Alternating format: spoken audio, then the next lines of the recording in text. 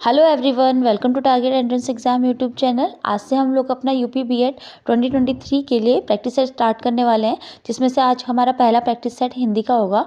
उसके अलावा आज से आपकी रेगुलर क्लासेस स्टार्ट हो जाएंगी प्रैक्टिस सेट्स के लिए। ये आपकी क्लासेस की टाइमिंग है, जिसमें से आपकी मॉर्निंग 10 बजे आपकी हिंदी क्लास हुआ करेगी, 11 बजे आपकी सामान्य ज्ञान, 6 बजे आपकी शाम को रीजनिंग और शाम को 7 बजे सामान्य ज्ञान, विज्ञान या कला वर्ग की क्लास आपकी, इनमें से कोई एक क्लास आपकी हुआ करेगी। जिसमें से आपकी मंडे से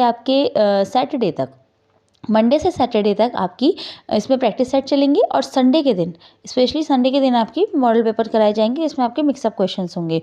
ठीक है, तो ये आपकी प्रिपरेशन में बहुत ज़्यादा हेल्पफुल होगी। और इसमें से आपको प्रैक्टिस सेट में आपको क्वेश्चंस कराए जाएंगे। आप थ्योरी कहीं से भी पढ़ रहे हैं, जहाँ से आप चाहे बुक से पढ़ रहे हैं, चाहे आप कोई क्लासेस ले रहे हैं, आपकी थ्योरी के साथ साथ आपके क्वेश्चंस भी उतने इंपॉर्टेंट हो जाते हैं। तो आप वहाँ से क्लासेस लीजिए और यहाँ से आकर आप लोग अपने क्वेश्चंस को सॉल्व कीजिए, जिससे आपको पता लगेगा कि आपकी प्रिपरेशन कितनी हो रखी है। ठीक है, चलिए, ये आपके क्लासेस का शेड्यूल है। और उसके अलावा आप आज का हमारा जो टॉपिक है पहला हिंदी का, वो है अनेक शब्दों के लिए एक शब्द। ठीक है, अनेक शब्दों के लिए एक शब्द। तो आज का हमारा पहला क्वेश्चन है हमारा, जिसका कोई शत्रु पैदा ही ना हुआ हो कहलाता है। जिसका कोई शत्रु पैदा ही ना हुआ हो कहलाता है। ए स्कंदगुप्त, बी अजातशत्रु, सी अजानबाहु या डी अजय। बताइए इसका क्या आंसर होगा। ए स्कंदगुप्त, बी अजातशत्रु, सी अजानबाहु या डी अजय। तो इसका सही आंसर होगा अजातशत्रु। ठीक है, सेकंड क्वेश्चन है हमारा, धन को व्यर्थ ही खर्च करने वाला होता है। धन को व्यर्थ ही खर्च करने वाला होता है। ए व्ययी, बी धनिक, सी मितव्ययी या डी अपव्ययी। धन को व्यर्थ ही खर्च करने वाला कौन होता है। तो ये होता है हमारा अपव्ययी। ठीक है, थर्ड क्वेश्चन है हमारा, जिसके हस्ताक्षर नीचे अंकित हो। जिसके हस्ताक्षर नीचे अंकित हो क्या कहलाता है। ए अधोहस्ताक्षर,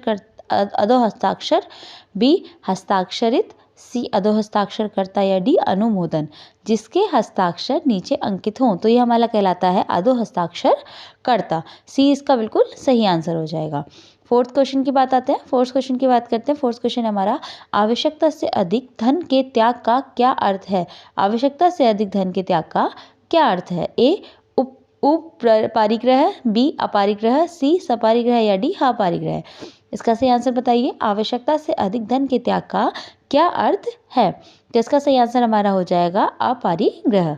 अपारिग्रह इसका सही आंसर हो जाएगा। जैसे कि आप देख रहे हैं, ये जितने भी सारे क्वेश्चन हैं हमारे यूपी बीएड में आ चुके हैं, यानी प्रीवियस ईयर क्वेश्चन हैं। और आप जानते हैं कि आपकी किसी भी कॉम्पिटिटिव एग्जाम्स हो, एग्जाम पॉइंट ऑफ व्यू से प्रीवियस ईयर पेपर्स जो होते हैं बहुत ज़्यादा इंपॉर्टेंट होते हैं, उसके क्वेश्चंस आपको करने ही चाहिए। ठीक है, तो चलिए हमारा फिफ्थ क्वेश्चन पे आते हैं। फिफ्थ क्वेश्चन हमारा, भविष्य में होने वाला के लिए एक शब्द है। भविष्य में होने वाला के लिए एक शब्द है। ए भावी, बी भविष्यवक्ता, सी अतीत या डी पुरातन। भविष्य में होने वाला, तो इसका क्या हो जाएगा, भावी। इसका भावी सही आंसर हो जाएगा। भविष्यवक्ता कौन होता है, भविष्य बताने वाला। ठीक है, ओके। तो हमारा सिक्स्थ क्वेश्चन है हमारा, कुश की नोक सी तीखी बुद्धि को कहते हैं। कुश की नोक सी तीखी बुद्धि को कहते हैं, क्या कहते हैं। ए विद्वान, बी कुशा, सी कुशाग्र बुद्धि या डी मंद बुद्धि। कुश की नोक सी तीखी बुद्धि को क्या कहते हैं, इसे कहते हैं हम कुशाग्र बुद्धि। आपने कई जगह सुना होगा, लोग कहते हैं कि ये बालक बहुत कुशाग्र बुद्धि का है ना, यानी बहुत तेज बुद्धि है। ठीक है, तो इसे हम कहा जाता है कुशाग्र बुद्धि। सेवेंथ क्वेश्चन पे आते हैं। सेवेंथ क्वेश्चन है हमारा, शुद्ध आत्मा का मनुष्य कहलाता है। शुद्ध आत्मा का मनुष्य क्या कहलाता है। ए पवित्र, बी दार्शनिक, सी कृतात्मा या डी शुद्धोदन। शुद्ध आत्मा का मनुष्य क्या कहलाता है, शुद्धोदन। ठीक है, इसका सही आंसर हो जाएगा हमारा डी शुद्धोदन। और एट्थ क्वेश्चन पे आते हैं। एट्थ क्वेश्चन है हमारा, आप लोग जल्दी जल्दी अपने क्वेश्चंस के आंसर दीजिएगा।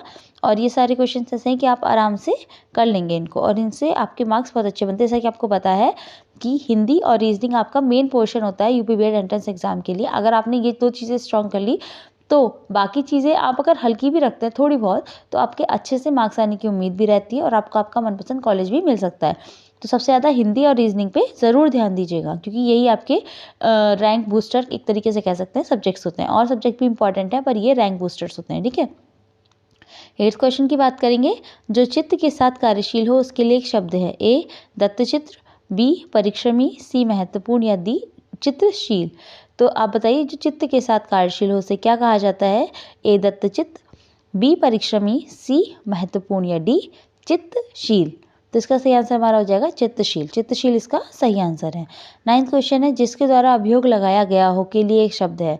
जिसके द्वारा अभियोग लगाया गया हो, इसके लिए एक शब्द है। क्या है? ए अभियुक्त, बी अधियुक्त, सी अधियोक्ता या बी अभियोक्ता। जिसके द्वारा, ये देख लीजिएगा, जिसके द्वारा अभियोग लगाया गया हो, इसका सही आंसर होगा डी अभियोक्ता। डी अभियोक्ता इसका सही आंसर है। ठीक है, 10th क्वेश्चन पे आते हैं। 10th क्वेश्चन है हमारा, मन के किसी और प्रवृत्त होने या उससे हटने की अवस्था है। मन के किसी और प्रवृत्त होने या उससे हटने की अवस्था है। ए चंचलता, बी मनमोहक, सी मनोवृत्ति या डी मनोदौर्बल्य। बताइए इसका सही आंसर क्या होगा? इसका सही आंसर हमारा होगा सी मनोवृत्ति। मन के किसी और प्रवृत्त होने या उससे हटने की जो अवस्था होती है उसे क्या कहा जाता है? मनोवृत्ति। ठीक है, 11th क्वेश्चन। 11th क्वेश्चन पे आते हैं। 11th क्वेश्चन हमारा, अधिकारों की प्राप्ति के लिए बनाया गया संगठन है। अधिकारों की प्राप्ति के लिए बनाया गया संगठन है। अधिकारों की प्राप्ति के लिए जो संगठन बनाया जाता है उसे क्या कहते हैं? ए संघ, बी समिति, सी सम्मेलन या डी समवाय। अधिकारों की प्राप्ति के लिए बनाया गया संगठन क्या कहलाता है? संघ कहलाता है। ए इसका सही आंसर हो जाएगा। ठीक है, 12th क्वेश्चन है, कर्ण को अधिरथ सूत कहा जाता है। अधिरथ का अर्थ है, कर्ण को अधिरथ सूत कहा जाता है। अधिरथ का क्या अर्थ होता है? ए रथ हाँकने वाला, बी रथ बनाने वाला, सी कोषाध्यक्ष या डी चौकीदार। तो कर्ण को अधिरथ सूत कहा जाता है। अधिरथ का अर्थ होता है हमारा रथ हाँकने वाला, तो इसका सही आंसर हो जाएगा ए रथ हाँकने वाला। ठीक है, चलिए 13 क्वेश्चन की बात करते हैं। 13 क्वेश्चन हमारा, आस्तिक संक्षिप्तीकरण है। मतलब आस्तिक का जो मतलब है वो क्या होता है? ए विज्ञान के प्रति आस्थावान, बी ईश्वर के प्रति आस्थावान, सी परिवार के प्रति आस्थावान या डी प्रकृति के प्रति आस्थावान। तो इसका सही आंसर आप लोग बताइए क्या होगा? इसका सही आंसर होगा हमारा ईश्वर के प्रति आस्थावान। आपने सुना भी होगा ये आस्तिक है, इसका अपोजिट क्या होता है? नास्तिक। ठीक है, आस्तिक और नास्तिक। ठीक है, तो ईश्वर के प्रति जो आस्था रखते हैं उन्हें कहते हैं आस्तिक, और ईश्वर के प्रति जो आस्था नहीं रखते उन्हें कहते हैं हम नास्तिक। ठीक है, 14 क्वेश्चन, दावाग्नि शब्द का अर्थ है। दावाग्नि शब्द का अर्थ बताइए क्या है? ए जल में लगने वाली आग, बी पेट की आग, सी जंगल में लगने वाली आग या डी उपरोक्त में से कोई नहीं। तो दावाग्नि का अर्थ क्या होता है? जंगल में लगने वाली आग। इसका आंसर क्या होगा? सी बिल्कुल सही आंसर हो जाएगा। ठीक है, 15 क्वेश्चन पे आते हैं। ये देखिए आप सारे जितने भी आपके मोस्टली क्वेश्चन हैं सारे के सारे ही हमारे यूपी बोर्ड एग्जाम्स में आ चुके हैं, तो आप जल्दी से उनकी प्रिपरेशन स्टार्ट कर दीजिए, क्योंकि आपके एग्ज़ाम को अब इतना भी ज़्यादा टाइम नहीं बचा है। आराम से अभी भी प्रिपरेशन करेंगे तो हो जाएगा, लेकिन प्रीवियस ईयर पेपर के साथ।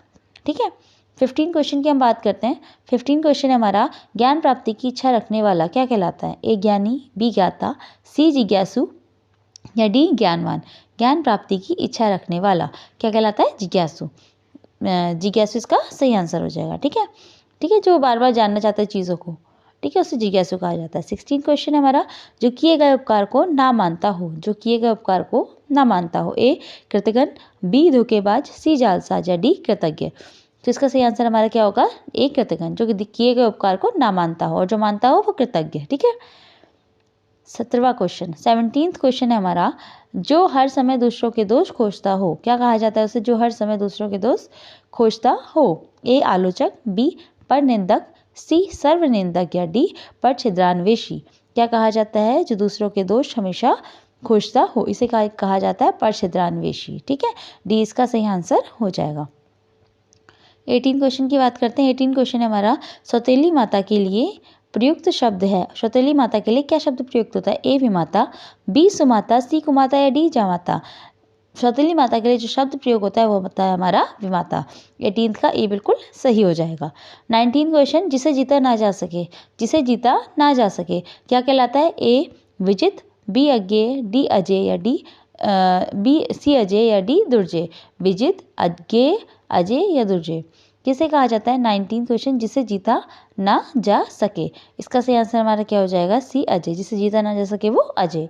ठीक है, 20 क्वेश्चन, जो इंद्रियों से परे हो उसे क्या कहेंगे? जो इंद्रियों से परे हो उसे क्या कहेंगे? ए अगणित, बी जितेंद्रिय, सी अगोचर या डी अगम्य। क्या कहेंगे? जो इंद्रियों से परे हो उसे कहेंगे हम जितेंद्रिय, जिसने इंद्रियों को यानी जीत लिया हो। ठीक है, 20 क्वेश्चन का आंसर बी बिल्कुल सही हो जाएगा। ठीक है, अब बचा 21 क्वेश्चन। 21 क्वेश्चन और आज का हमारा लास्ट क्वेश्चन है ये। 21 क्वेश्चन, नीट पर विजय प्राप्त करने वाले के लिए एक शब्द क्या होगा? ए मितभाषी, बी सुषुप्त, सी गुडाकेश या डी शयनागार। नीट पर विजय प्राप्त करने वाला के लिए एक शब्द क्या होगा? इसका सही आंसर है हमारा गुडाकेश। गुडाकेश जो कहा जाता था वो अर्जुन को कहा जाता है। गुडाक यानी अर्जुन और गुडाकेश मतलब अर्जुन के नाम पर रखा गया है, क्योंकि उन्होंने नीत पर विजय प्राप्त करी थी। नीत पर विजय प्राप्त करने वाला क्या होता है? गुडाकेश। ठीक है, तो आज के हमारे ये क्वेश्चन यहीं समाप्त होते हैं। सारे क्वेश्चन हमने खत्म कर लिए। यहाँ पे 21 तक हमने क्वेश्चन कंप्लीट करे हैं। आपको इसकी PDF टेलीग्राम चैनल पे रेगुलरली प्रोवाइड करवाई जाएगी। आज से आपकी क्लासेस स्टार्ट हो चुकी हैं। ये आपकी क्लासेस का शेड्यूल है। मैं आपको शेड्यूल दिखा देती हूँ एक बार फिर से। ये आपकी क्लासेस का सारा शेड्यूल है।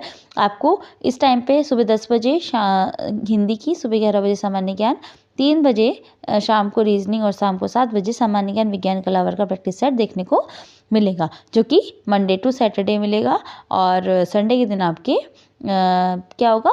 मॉडल पेपर करवाए जाएंगे, जो कि आपकी प्रिपरेशन के लिए हेल्पफुल होंगे। ठीक है, उसके अलावा आपको इसकी सारी PDF टेलीग्राम पे मिल जाएगी, और टेलीग्राम चैनल का और बाकी और क्लासेस का लिंक आपको डिस्क्रिप्शन बॉक्स में इस वीडियो के मिल जाएगा। ठीक है, तो कल फिर से अपने अनेक शब्दों के लिए एक शब्द का एक और सेशन लेके स्टार्ट करेंगे। और इसी के साथ आप लोग अपनी चैनल को सब्सक्राइब कर दीजिए, और आपको वीडियो अच्छी लगी हो तो लाइक भी कर दीजिएगा। थैंक